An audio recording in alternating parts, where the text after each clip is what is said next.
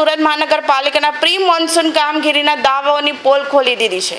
Pandesara Bamroli road પર કર્મયોગી અને શ્રીનામનગરને જોડતા મુખ્ય માર્ગ પર વરસાદી પાણી ભરાઈ જતા સમગ્ર વિસ્તાર તળાવમાં ફેરવાઈ ગયો હતો।